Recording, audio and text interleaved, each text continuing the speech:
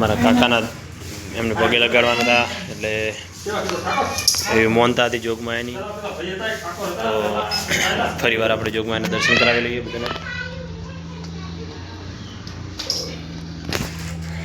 અચ્છા મારી ઈશ્વર ભુવાજી માં અને કેવરાય છે કે મારો આધાર મારી સિકોતર,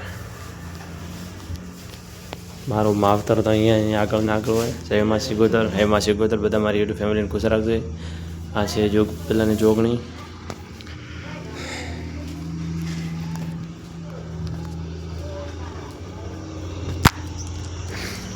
અને આ છે વડલો, માતાજીના ગરબા બનાવીને મૂકેલા છે.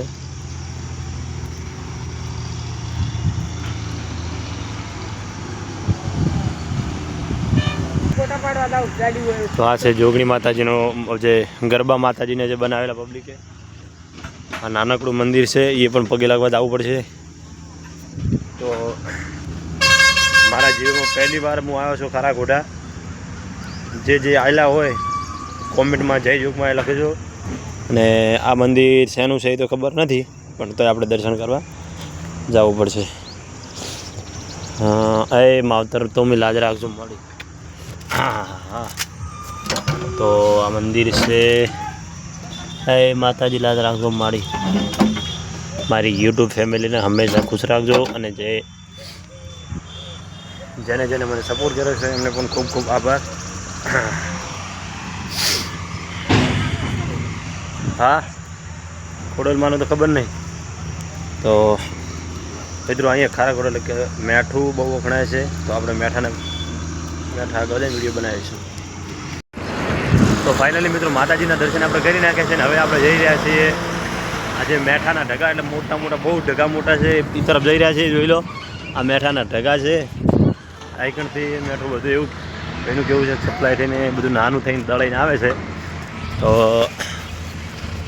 આપણે જરા છે મેઠા તરફ. બહુ માતાના આટલો મોટો થયો જીવનમાં ફર્સ્ટ પહેલી વાર આવ્યો. જે અમારા ઘરે અમારી જોગ પહેલાંની જોગણી જે પૂજાય છે, કહેવાય છે કે દાદા અમારા એકણથી લઈને આવ્યા ત્યાં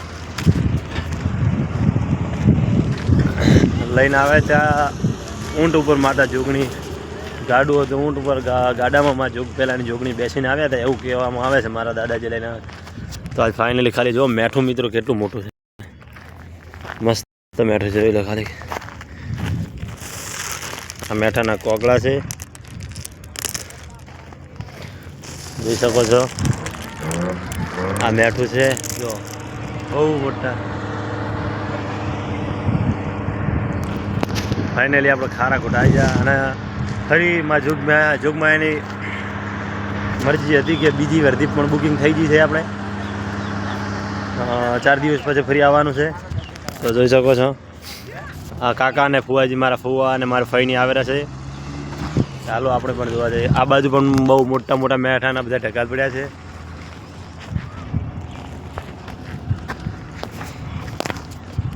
તો ફાઇનલી મિત્રો હવે આપણે અહીંયા બ્લોગ કરીએ છીએ પૂરો.